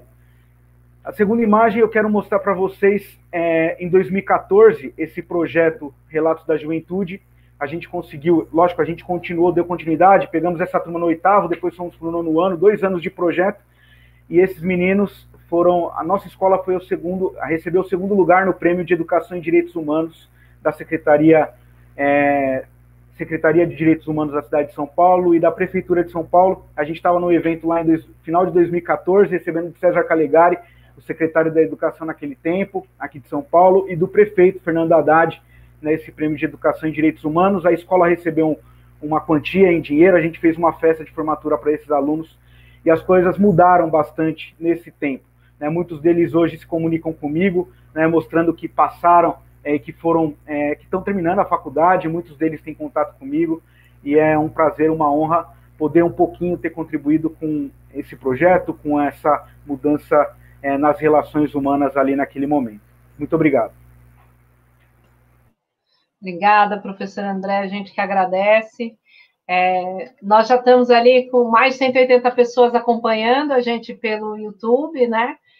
O chat está cheio de mensagens, elogios, perguntas, né? Isso mostra o quanto essa discussão vai nos provocando mesmo, né? A cada fala a gente vai sendo afetado, né? E educação sem afeto e sem afetação não é educação, né? Passar para a nossa terceira pergunta, para ouvi-los. Como é que vocês veem a relação dos jovens com as narrativas do passado, né? Então, passo a palavra ao professor Serri. Bom, primeiro, fantástico, é o projeto do professor André, e como já foi comentado no chat também, né, se o professor tiver espaço, conseguir construir espaço, a gente pode confiar, porque os alunos sempre dão respostas muito positivas, né, muito, muito válido, muito interessante mesmo. Bom, os meus alunos são alunos suspeitos, né, sobre essa relação com a narrativa histórica, porque eu trabalho só com a licenciatura em História, né, formação de professores, e com a pós-graduação. Então, são pessoas que necessariamente estão já envolvidas, né, com a História. Eu tenho trabalhado com o primeiro ano, então eu ainda pego alguns ecos, né, do ensino médio, mas eu pego um público bem específico, que é o pessoal do ensino médio que se interessou tanto por História a ponto de fazer o vestibular e entrar num curso de formação de professores em História, né? O que eu vejo neles é uma preocupação constante de trabalhar com História, de conhecer História, de trabalhar com História, para que, olha, para ser bem sincero com vocês, conversando com o pessoal do primeiro ano que terminou, né, semana passada, o ano 2020 com a gente, a preocupação deles é trabalhar a História, colaborar com a difusão do conhecimento histórico, do ensino de História, para que a gente possa ter futuro. É esse peso todo que está caindo sobre toda a sociedade, mas também sobre os nossos jovens, e em específico esses jovens que procuram, né, aprender História dentro de um curso superior.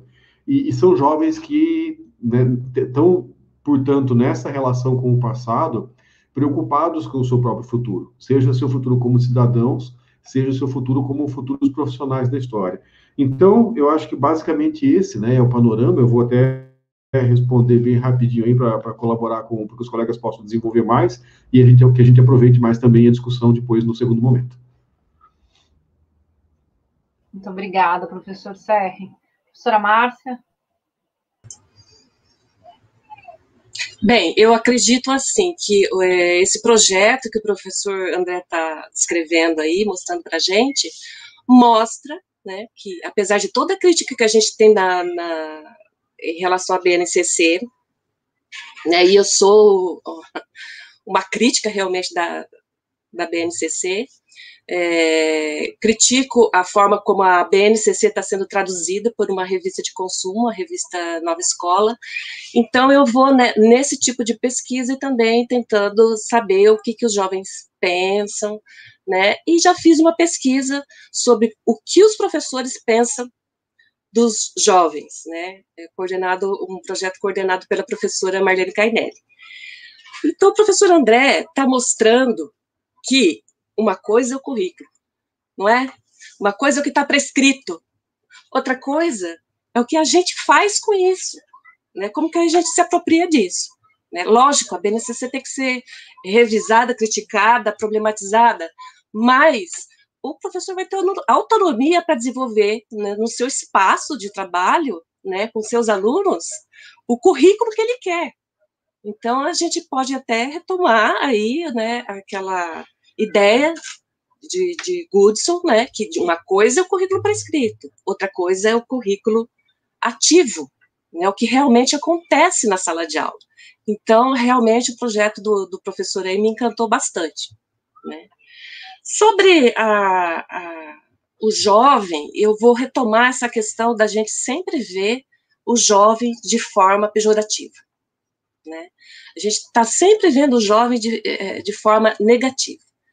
E a gente tem todo um discurso na história pública que hoje, né, por esses pseudos intelectuais, né, eu vou dar um exemplo que eu já estudei muito, eu estudei como que os jovens do ensino médio se apropriavam do guia politicamente incorreto da história do Brasil, do Leandro Narlock, né, e o Leandro Narlock vai falar, né, que em maio de 68, né, na verdade, uma expressão do tédio da juventude, né? Foi uma manifestação sem causa, sem objetivo, e ele a todo momento vai tentar despolitizar esse jovem, mostrar que o jovem politizado, ele não vale nada, né?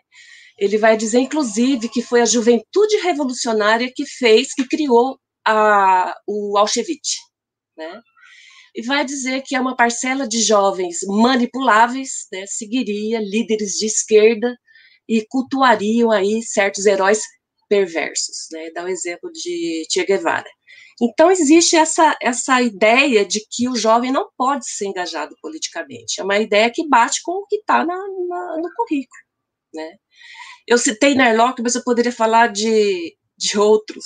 Olavo de Carvalho publicou recentemente um livro que o título é O Imbecil Juvenil.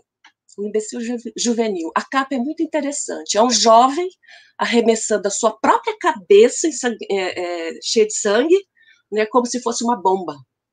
Né, como se fosse uma bomba. Então, vocês vejam que sempre o jovem é visto como esse imbecil, quando ele se engaja politicamente, né? Talvez isso se deve, né, o Bourdieu lá na década de 80 já falava, né, talvez seja uma inveja, né, do adulto, do idoso, né, desse jovem, porque o jovem, afinal, está mais distante da morte do que nós. Ou seja, uma contradição, né, a gente tem a Maria Rita Kell, né, que diz que nós, como adultos, a gente adora meter a boca no jovem, mas a gente quer ter o estilo jovem, né? A gente quer ser jovem o tempo todo, até o fim da vida, né? E afinal, quem que é esse jovem, né? A gente tem que ver que ao mesmo tempo que o jovem, existem vários grupos juvenis, né? Nem toda a sociedade trabalha e entende a juventude da mesma forma, né? As sociedades têm modos de viver e de pensar e de ser jovem diferentes, né? Na verdade, esse jovem pode ser a expressão de uma sociedade, né? Alguns autores compreendem que aquilo que relacionamos ao jovem, na verdade, é de toda a sociedade, né? Ou seja, a cultura, a história, o espírito de um tempo, né, de uma época, se manifesta com toda a intensidade naquele jovem. Assim, a juventude, no plural, é a expressão de uma época. Nessa pesquisa que a gente fez com a professora Marlene Carnelli, que a gente fez com professores em vários estados, né, a minha parte era uma questão. Né? Que o professor achava daquela frase do Hobsbawm, lá da década de 90, de que o jovem vive um presente constante. Né? Então, todos os professores colocaram que o jovem só vê o imediato, que o jovem é presentista, que o jovem, né? Alguns conseguiram ir mais além e falar que isso é uma característica da nossa sociedade. Na verdade, o jovem está num contexto histórico mais veloz, né? Mais cheio de crise, mais com problemas para resolver, né, com vários estímulos culturais, né, com acesso à internet, com acesso a várias informações, participando de redes sociais. Então, na verdade, o presentismo que o Hobsbawm falava lá na década de 90, ele é retomado hoje como sendo uma característica do jovem, mas é característica, hoje mais do que nunca, né, a característica de uma época, né? Então, a gente tem que prestar atenção nessa questão, né? Porque para não colocar um jovem ideal, aquele de classe média, né, que vai desenvolver suas competências, vai ser protagonista juvenil, e vai ter um emprego, e vai alcançar tudo aquilo que uma sociedade prega para todo mundo, né? Essas características, né, de ser empreendedor, policognitivo, polivalente, equilibrado, comunicativo, na verdade se coloca para todos nós. É que para o jovem que está na escola, vai se colocar de uma forma mais potente devido ao currículo. Então, a juventude, acredito que como condição sócio-histórico-cultural, né, de uma categoria de sujeitos, necessita ser considerada em suas múltiplas dimensões, não só a dimensão biológica e etária, mas é fato que algumas características são próprias da condição juvenil e outras nos fazem falar em juventudes no plural, né?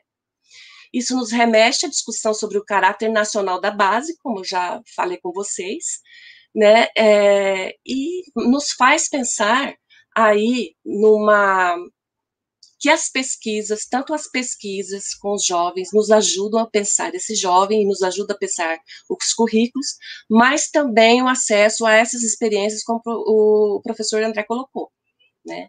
É a partir daí, do currículo também, aquele que é ativo, aquele que é praticado, que a gente consegue, né, ter acesso, né, realmente ao que acontece na sala de aula, ao que vem dando certo ou não está dando certo.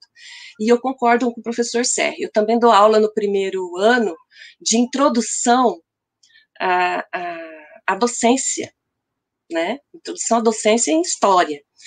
E lá é possível ver, talvez devido a essa pandemia, como a gente está com as aulas remotas desde o começo, né, desde o começo do ano, do primeiro semestre letivo, o que a gente percebe? Que esses jovens, eles vêm para o primeiro ano da graduação ainda com uma cultura do ensino médio.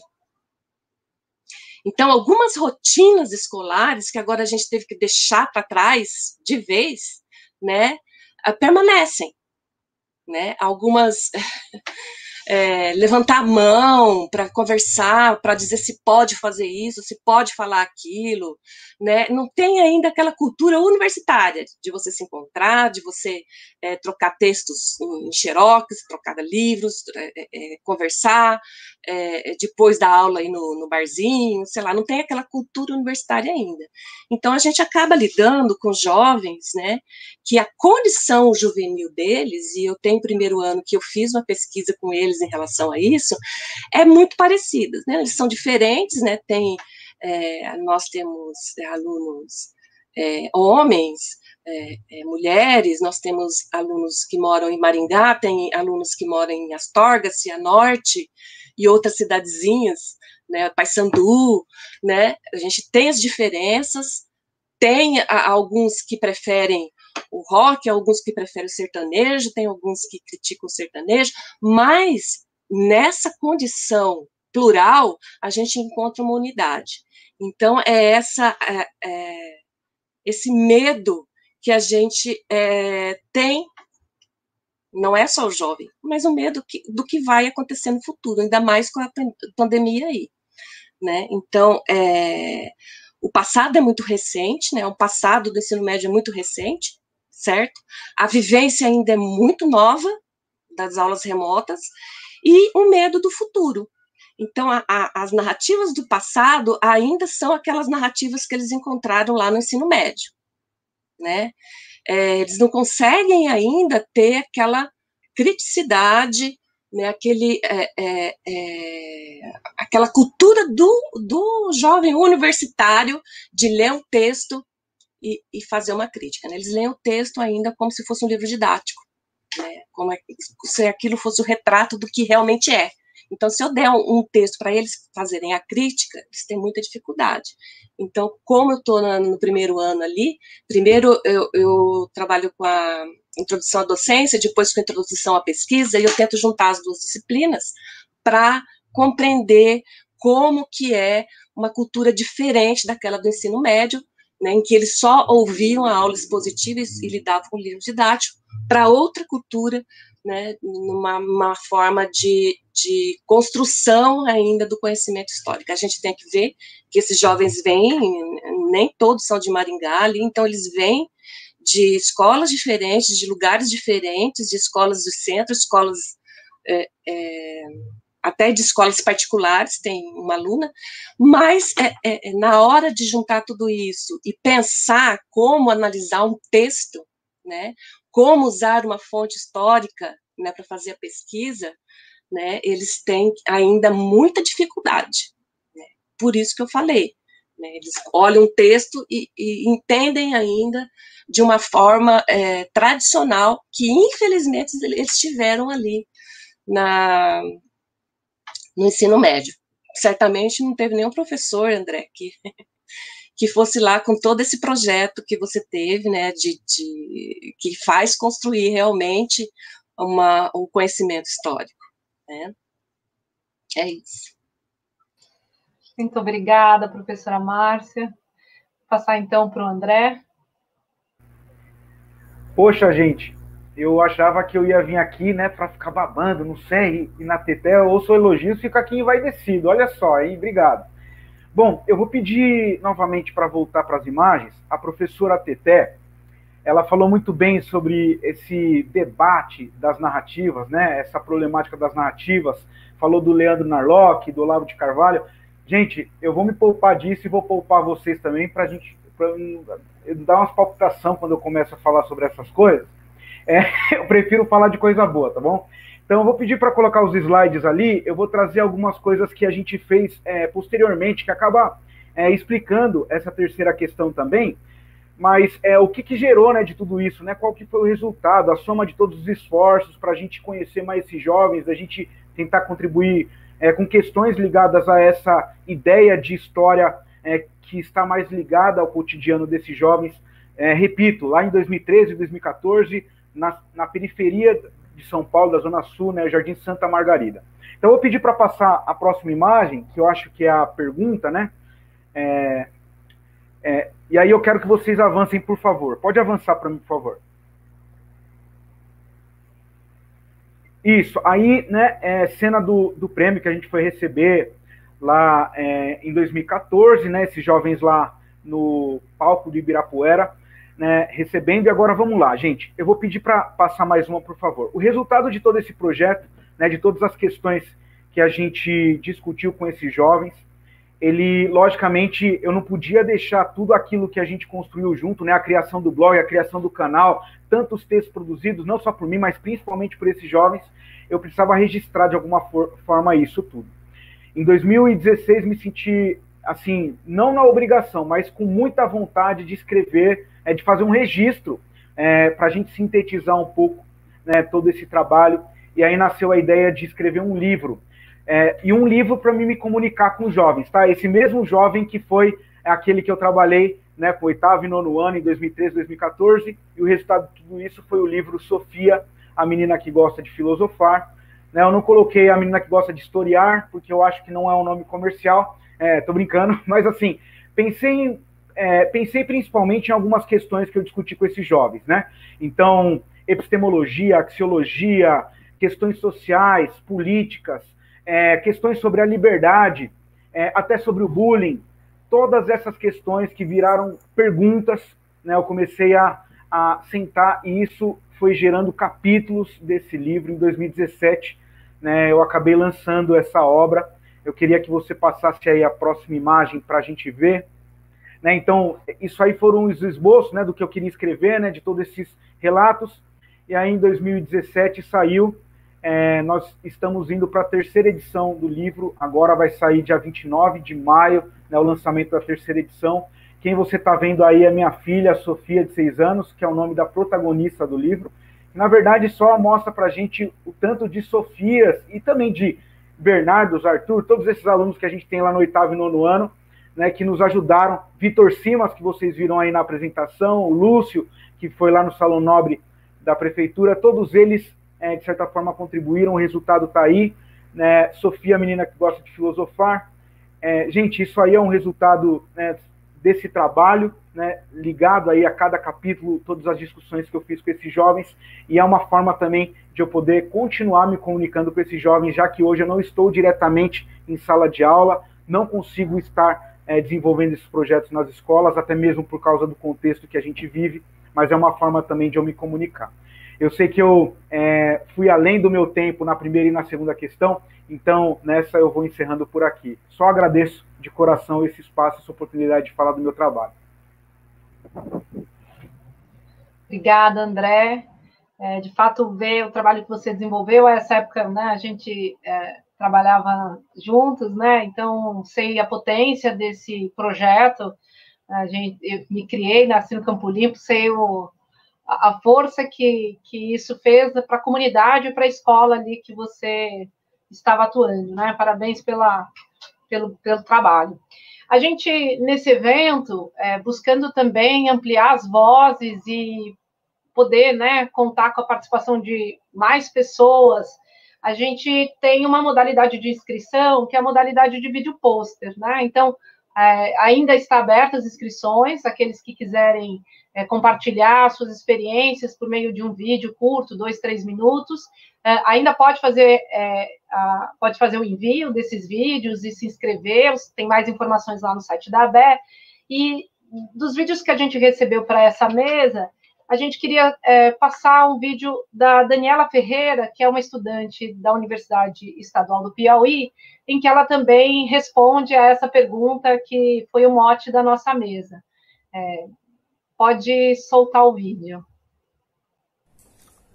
Olá, boa tarde, me chamo Daniela, sou estudante da Universidade Estadual do Piauí e sou licencianda do curso de História. As contribuições que vejo do currículo de História sobre a participação da juventude na sociedade democrática é a seguinte: a partir do momento em que a história tem como objeto o homem no espaço e no tempo, a gente já vai raciocinar, e a partir do momento em que eu vou trabalhar esse homem em diversas sociedades e em diversos tempos, eu vou construir um pensamento e ativar um senso crítico à sociedade ou então àqueles sujeitos da época. E a história, ela tem essa principal finalidade, que por meio do professor, ela vai ativar o senso crítico. E exemplo disso foi as manifestações. As manifestações hoje, ela tem como corpo principal a juventude, e principalmente porque a juventude ela está inserida ali naquele corpo acadêmico em que as ciências humanas ela tem como finalidade atribuir esse senso crítico. E um exemplo que a gente pode estar tendo é a sociedade de 1960, que estava lutando contra o regime da ditadura civil-militar, e que começa aí o protagonismo juvenil como corpo da sociedade que se manifesta. E se hoje temos uma juventude totalmente organizada e que um corpo acadêmico organizado, são graças a eles. Se hoje temos centros acadêmicos, DCEs, juventude em todos os estados, são graças a eles. E a forma como eu vejo as narrativas do passado sobre a prática docente, vou falar como aluna, que tem pouca experiência ainda com a docência, então não pode ter um arcabouço para estar falando, mas como aluna, eu acredito que as narrativas do passado são importantes, e minha fala pode ser simplificada em uma frase da Anne Frank, que ela diz que o que foi feito não pode ser desfeito, mas que possamos prevenir para que não aconteça novamente. E isso, a história tem um principal papel, em que, a partir do momento em que eu dou a chance do cidadão conhecer sua história e os acontecimentos, e para fazer com que esses acontecimentos que trouxeram as dores possam acabar e que não possam voltar. Seria isso, muito obrigado, essa seria minha fala.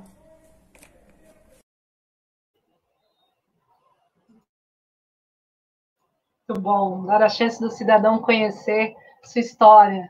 Parabéns, Daniela, obrigada pela sua contribuição. Vou chamar a Vitória para a gente começar a nossa rodada aí de interação com o chat, muitos elogios, muitas perguntas. Vitória? Bom, gente, eu vou trazer, então, algumas perguntas. Na verdade, o nosso chat está bastante animado, né? Muita gente elogiando, né? Elogiando o professor André pela experiência, né? Elogiando o professor Sé, a professora Márcia. E aí eu vou trazer uma pergunta aqui. Eu não vou conseguir colocar a pergunta na tela, porque como estamos com um movimento grande, mas o Júlio... o Júlio César Costa, ele faz a seguinte pergunta: como fica o processo da juventude e o direito à aprendizagem quando vemos uma BNCC que mantém uma perspectiva eurocêntrica, né? Então, quer dizer, eu estou entendendo que a pergunta dele é como que fica essa questão do direito à aprendizagem com uma BNCC eurocêntrica. E aí eu passo a palavra para quem quiser responder. Quem se habilita? Quem vai começar? Professor Serri?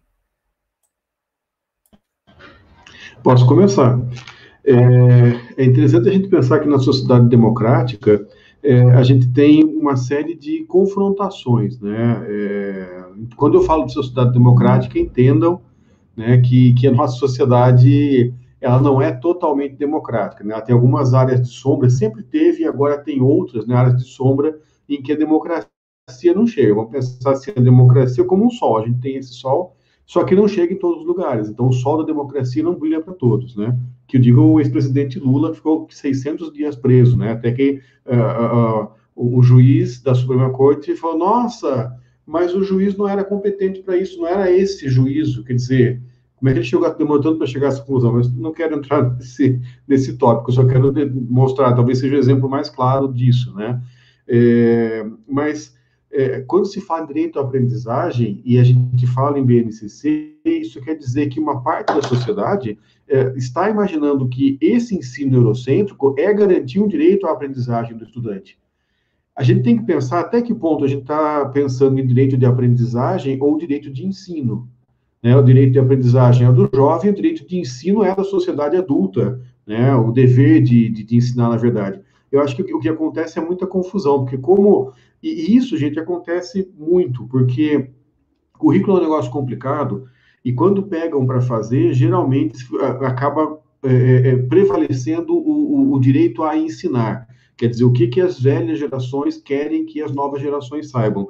Isso acontece até dentro dos departamentos de história na hora de fazer novos currículos, sabe? É muito mais assim, o que eu preciso ensinar, o que eu acho que eu preciso ensinar, do que o que eu acho que esse estudante vai... Né, ou conversar com o estudante para saber o que esse estudante vai aprender. Isso passa muito por desprezar o estudante, né? Passa muito por imaginar que o estudante não tem condição de dizer para a gente o que ele tem que aprender, o que ele quer aprender. Então, acho que esse é um grande problema. Eu penso que a solução para isso, ela se dá em parte na escola, quer dizer, aproveitando as brechas. Eu acho que o professor André mostrou com brilhantismo uma experiência em que foram aproveitadas brechas da escola. Eu acho que hoje essas brechas estão ainda menores, né? E alguns depoimentos no chat mostraram isso, né? O professor de São Paulo que fala, eu tenho um monte de protocolo para cumprir, não dá tempo de fazer quase mais nada, a gente está sobrecarregado dessas tarefas, né? Tarefas que o sistema vai jogando em cima. Então, eu sei que a situação piorou, mas a gente confia na criatividade do professor. E eu acho que o maior desafio é esse, a gente não se... É lógico que nós temos, né, nós professores temos uma contribuição fundamental a dar, e não é à toa que esse tipo de currículo, como a atual BNCC, é chamada pelos pedagogos críticos de currículo à prova de professor. Então, assim, é um currículo que não escutou o professor e que não escutou o aluno.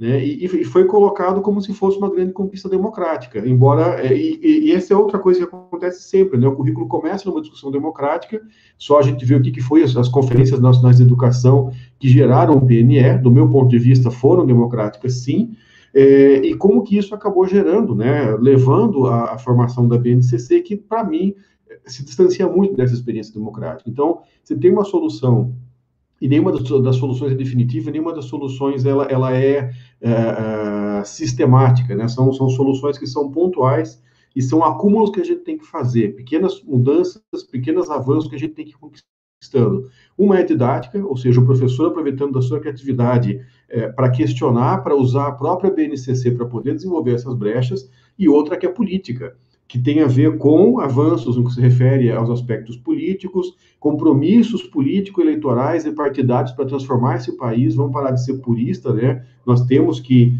nos organizar politicamente. A gente sabe que com essa extrema-direita que está aí, não vai dar para ser, e com boa parte da direita que nós temos no nosso país também não vai dar para ser, porque essa direita se aliou com a extrema-direita para fazer tanto o governo que nós temos hoje, quanto para fazer essa BNCC. Então, a gente sabe que, enquanto eles estiverem em hegemonia, as coisas não vão ter muita chance de modificação, mas também cobrar dos outros partidos, né? Porque boa parte dos problemas que nós temos curriculares foram porque as esquerdas acabaram não enfrentando, ou a esquerda que chegou ao poder acabou não enfrentando essa discussão curricular como deveria ser, como a gente acha que deveria acontecer. Então, eu penso isso, a gente tem soluções que são didáticas, tem soluções que são sindicais, e tem soluções que são políticas. E eu sei que está todo mundo sobrecarregado, mas não tem saída senão esse conjunto de frentes de atuação contínua. Se você não pode participar, apoiar quem tem condição de participar.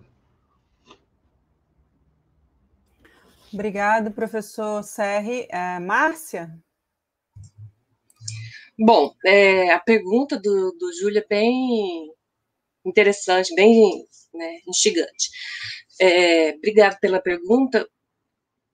Ele pergunta como fica o processo, né, que vai levar o direito à aprendizagem. Como que fica? Não fica, porque né, nesse currículo eurocêntrico é complicado você fazer com que o aluno se interesse, dê significado para aquilo que ele está aprendendo. Como que ele vai dar significado para algo que está lá fora, né, que é externo a ele? Eu sei que a gente está chorando o leite derramado, né, mas a primeira versão da base, ela era muito problemática ainda, ela tinha que ser ajustada, mas ela, né, partia lá no ensino fundamental 2, no 6º ano, de assuntos referentes àquilo que poderia interessar ao jovem, aquilo que estava próximo do jovem. Né? Então, ela partia da história do Brasil.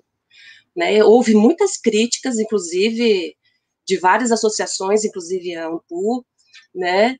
Mas não é que a gente ia ficar só na história do Brasil, falando só de indígena, só da questão do preto.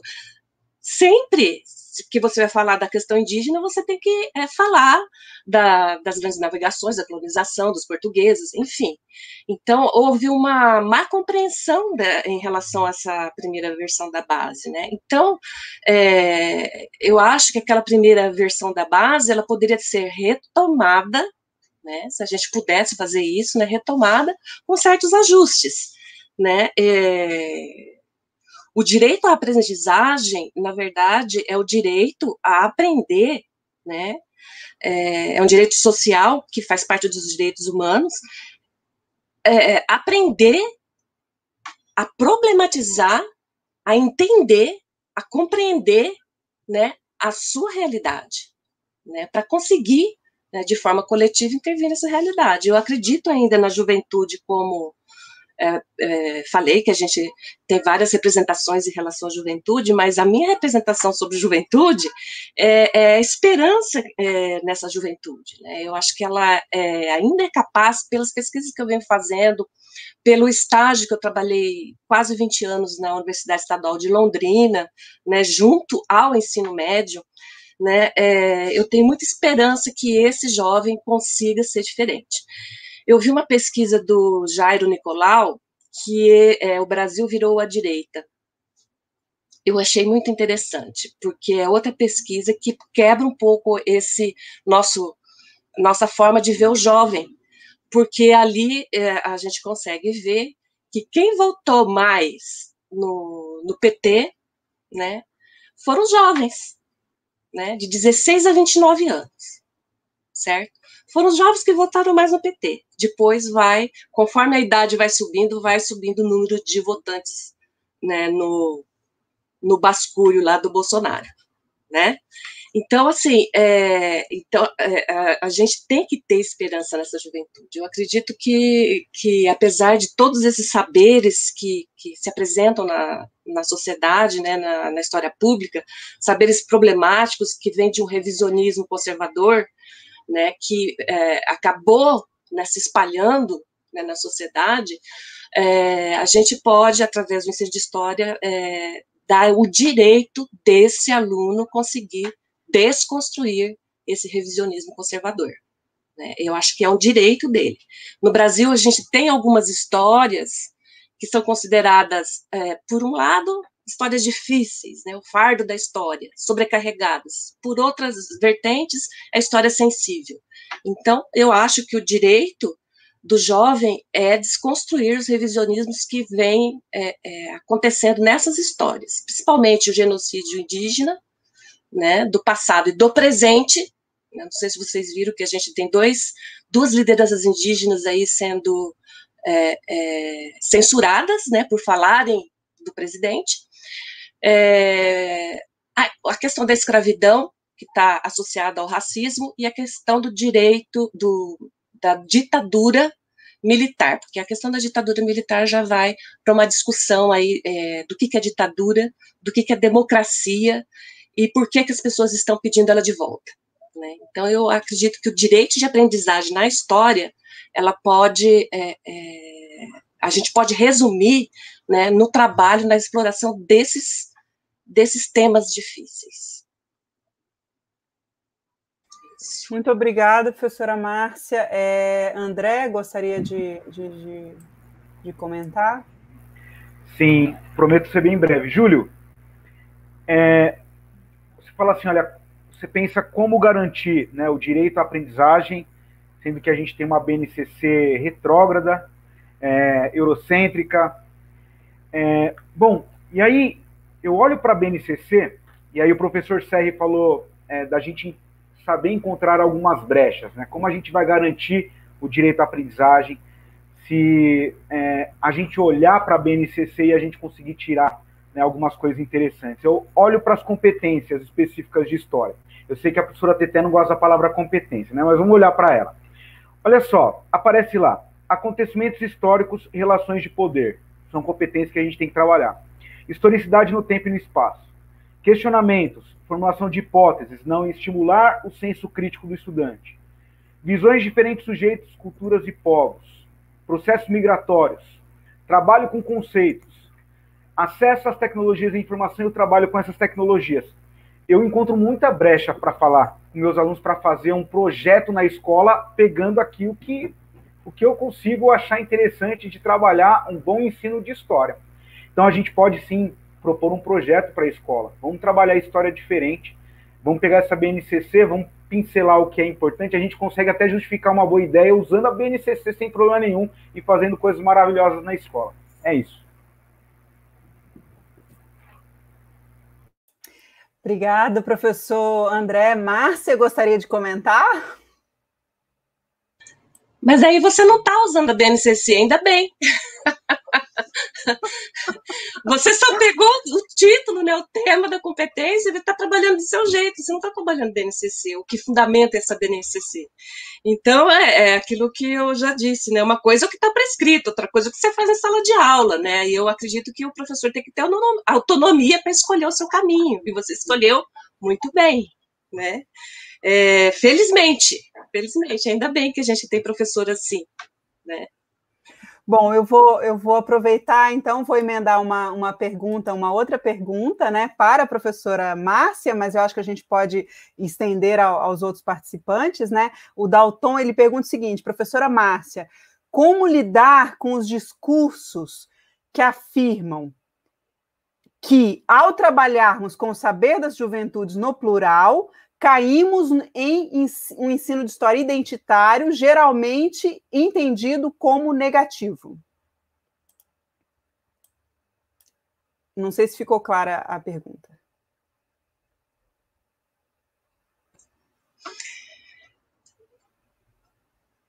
Olha, essa questão da identidade, realmente, ela é bem complicada, bem complexa. Mas o discurso de jovens, né, juventudes no plural, né, não significa que a gente vai, em cada região, como eu falei para vocês, né, a gente tinha que ter um currículo conforme as necessidades, os interesses dos jovens de um local, de uma região, vai dar conta só daquelas necessidades, porque a gente tem que ver que juventudes no plural também não significa que a gente não tenha uma condição juvenil, né, não tenha algumas coisas que são iguais, né, a todas elas. E eu acho que a gente tem que dar conta dessa diversidade, sim, da diversidade não só das políticas identitárias, né, na questão da mulher, a questão dos negros, a questão dos indígenas, né, a questão de desconstruir preconceitos, né, estereótipos, né, eu acho que isso é função da história, né. Então, a gente trabalha com a identidade, sim, com as identidades diferentes, aí cada jovem, né, conforme os seus códigos culturais, com a sua história, né, com sua bagagem, vai assumir isso como uma construção da sua identidade, junto com a construção da alteridade, e formar a sua argumentação, a sua fundamentação. Então, eu não vejo assim que, porque você diferencia, você também não está vendo a unidade. Né? Eu acho que existe uma teoria chamada teoria da complexidade que não separa, ou é só o jovem específico, a competência individual, ou é só, né, a questão da diversidade. A gente pode considerar essas duas coisas. Né? Quando a gente fala aqui que o ensino de história, a educação, o direito social, né, a gente também não quer igualizar, falando que todo mundo vai aprender da mesma forma. Né? Vou dar um exemplo aqui. Uma vez a gente fez um trabalho no PIBID para ver a história da cidade, né? Então, naquela escola, que era uma escola pública, nós conseguimos fazer com que o aluno e a aluna vissem que a história da cidade de Londrina, no caso, que é onde eu moro, que a cidade de Londrina, ela tinha na sua história não só o grupo dos chamados pioneiros, mas tinha antes dos pioneiros, dos chamados heróis, né, da colonização, a gente tinha indígenas aqui, a gente tinha outros habitantes, não só indígenas também, né, e nós conseguimos fazer avançar muito, né, que ensino médio, viu, que o ensino médio conseguisse entender a história da cidade, porque é uma temática que eles veem só lá nas séries iniciais, nos anos iniciais, depois isso vai perdendo, né, durante os anos, quando chegam no ensino médio, eles não conseguem mais fazer uma explicação histórica da cidade, né, que é o que tem próximo deles, né, aqui tem indígena, aqui tem movimento negro, desde a década de 60, né, então eles perdem um pouco essa ideia. Então, o projeto deu muito certo, nós conseguimos ter novas fontes, inclusive, em relação à história da cidade, inclusive de chamados pioneiros, né, um que era negro, né, que foi um médico aqui, bem famoso na década de 30 do século passado, Dr. Clímaco, que era chamado de Dr. Preto, né, mas que não é considerado nem pela historiografia um pioneiro. Ele não é considerado, né, tanto é que a casa que ele morava foi derrubada, certo? Não é considerada a casa daquele pioneiro que tem que ficar lá, né, como patrimônio histórico.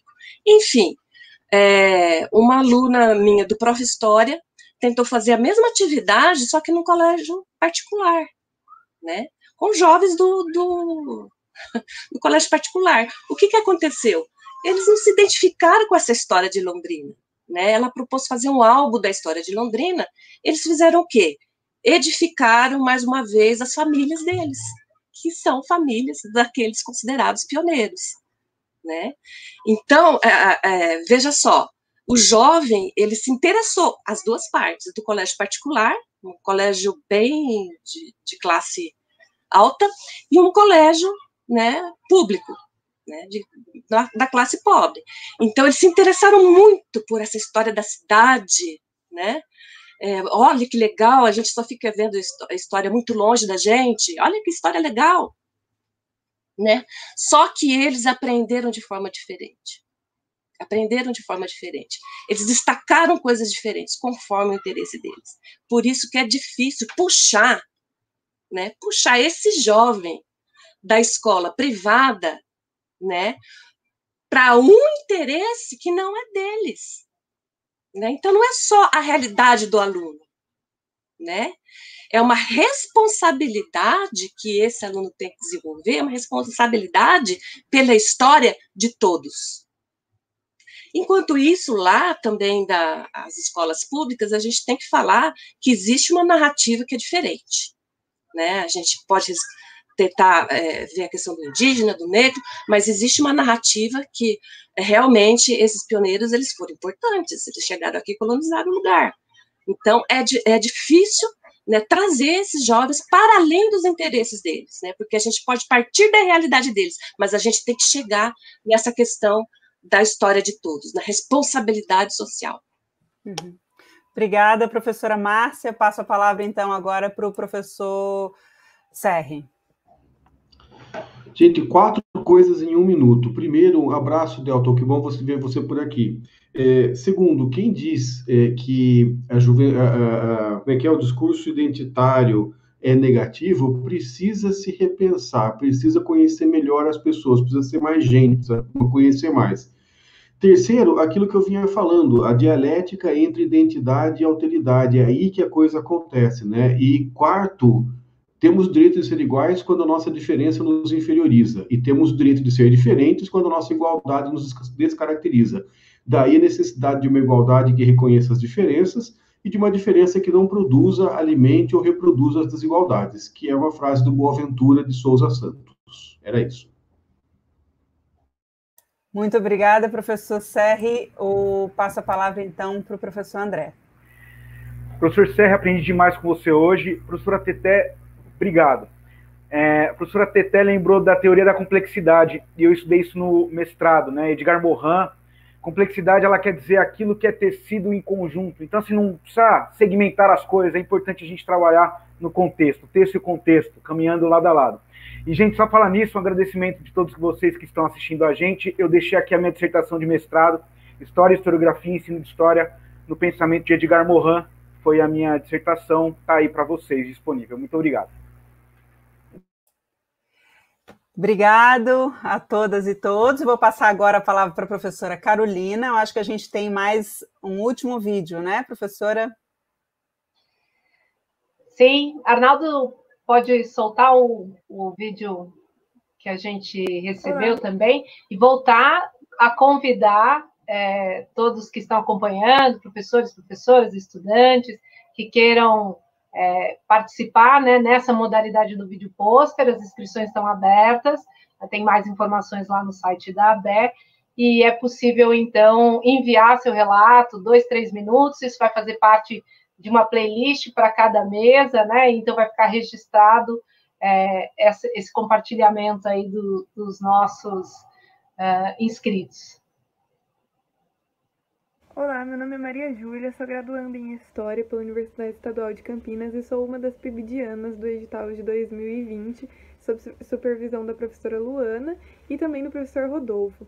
E, bom, sobre o painel de experiência 1, né, de acordo com as culturas juvenis e a participação dos jovens na prática pedagógica, eu acredito que os jovens têm uma participação muito importante e que deve ser estimulada dentro da sala de aula, dentro da prática pedagógica, como agentes mesmo da própria narrativa histórica. Eu acho que isso torna o ensino de história muito interessante e muito valorizado pelos próprios alunos. Eu acho que quando a gente traz narrativas a partir de uma perspectiva já conhecida pelos alunos, ou seja, a partir das experiências que eles já têm fora da escola, isso enriquece muito a prática pedagógica, tanto para o professor quanto para os alunos. E a partir disso, a partir dessas reflexões, eu e mais 2 colegas, a Maria Luísa e a Amanda, no final do ano passado, nós produzimos uma atividade para os alunos do 9º ano, alunos também do professor Rodolfo, que praticava essa questão da valorização da narrativa e do protagonismo dos jovens. Então, a partir da leitura de um artigo que se chama Da Pele ao Digital, do Griot ao MC, do autor Rafael Almeida Cruz, a gente teve conhecimento de uma relação que foi proposta pelo autor entre griots africanos, a figura dos griots africanos e rappers contemporâneos. a gente achou muito interessante trazer isso para os alunos, porque tinha uma visão histórica sobre os griots africanos, mas também uma associação com algo que eles conhecem, que são os rappers contemporâneos, principalmente dando enfoque ao rapper Emicida. Então a gente, para fazer a atividade, a gente usou 2 músicas do rapper Emicida, um trecho da música Ubuntu Freestyle e um trecho da música Mufete, que falava sobre a questão de contar histórias de seu povo a partir da música ou a partir da fala, utilizando bastante das fontes orais e da cultura oral.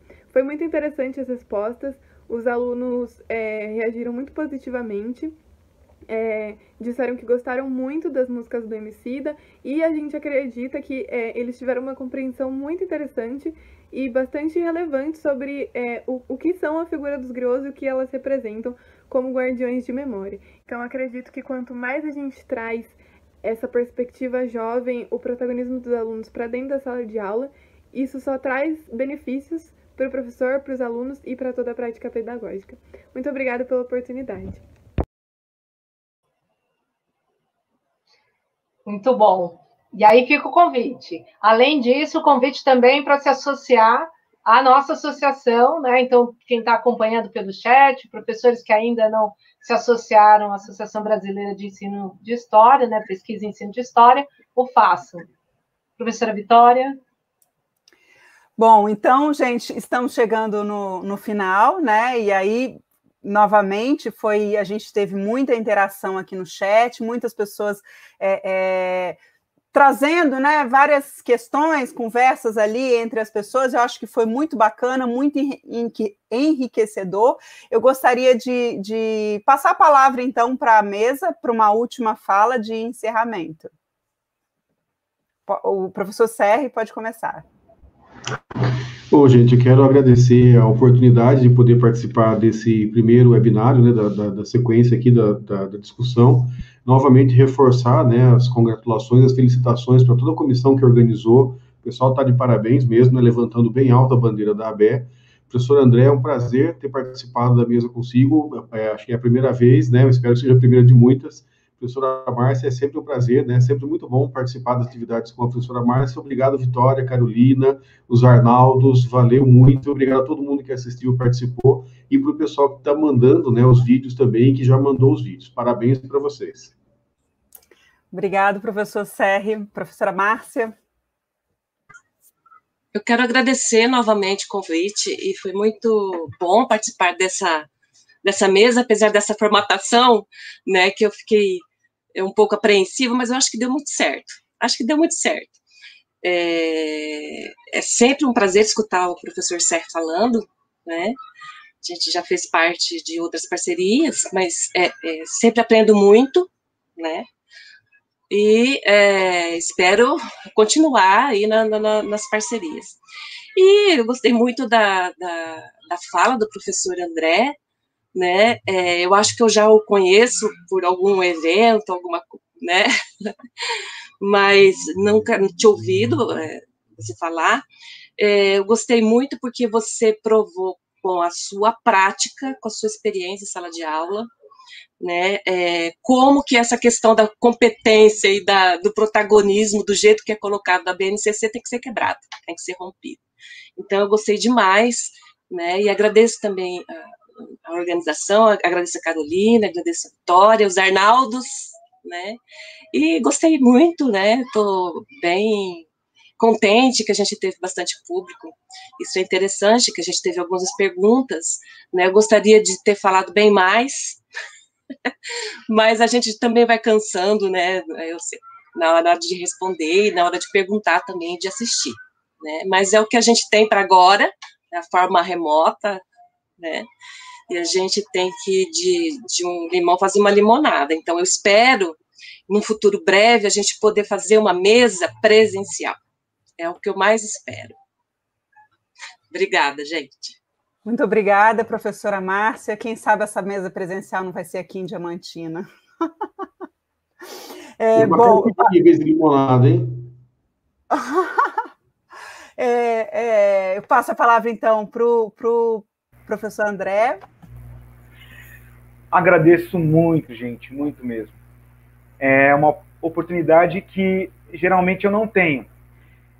No mestrado e doutorado eu fui caminhando um pouquinho mais para o ensino também de filosofia, e aí eu fui me envolvendo em outros eventos acadêmicos. Então, para mim, uma honra conhecer agora, que eu já tinha lido, né, o livro do Serri, eu tenho a sensação que eu conheço o CTT, sério mesmo. A gente já se viu alguma vez, em algum momento, aí, em algum desses encontros. Então, assim, gente, só quero agradecer, foi uma noite memorável para mim, né, eu tenho muito orgulho de participar, né, de uma mesa como essa, com pessoas assim tão importantes, renomadas, quando o assunto é ensino de história, né, para mim é uma surpresa, né, e a Carol, quando me fez o convite, lógico que eu aceitei, mas depois eu fiquei pensando, nossa, dividir a mesa com o Serri e com a Teté, que responsabilidade, mas eu acho que deu tudo certo. Meu agradecimento a todo mundo, né, todo mundo que ajudou aí nos bastidores, os Arnaldos, né, gostei muito da atuação de vocês, de como vocês me receberam aqui, a Vitória, em especial para a Carol, uma grande amiga, uma pessoa que eu tenho um carinho, uma admiração. Espero, Carol, né, você pode contar comigo sempre que você quiser, você sabe. Obrigado, gente. Bom, muito obrigada, então, a todas, a quem participou no chat. Eu queria convidá-los a se inscreverem no canal da BE, né, estamos organizando diversos eventos, né, professor Serri, e também dizer que essa transmissão ficará disponível no site, no canal da BE, para quem quiser rever. Certamente é uma transmissão que será muito revista, né? E gostaria de convidá-los para a mesa de amanhã, que vai ser o título é Aprendizagens em História, certo? Então, eu não sei se a professora Carolina gostaria de falar uma última palavra, e eu desejo boa noite a todas e todos, e até amanhã. Quero agradecer ao professor Serri, professora Márcia, professor André, agradecer você, Vitória, aos Arnaldos, né? De fato, foi uma noite maravilhosa, e acho que a gente deu um bom início para todas as mesas que virão aí, e todas essas discussões que vão nos ajudar a pensar uma outra BNCC. Muito obrigada, boa noite a todos, todas, e bom descanso também. Boa noite, até amanhã.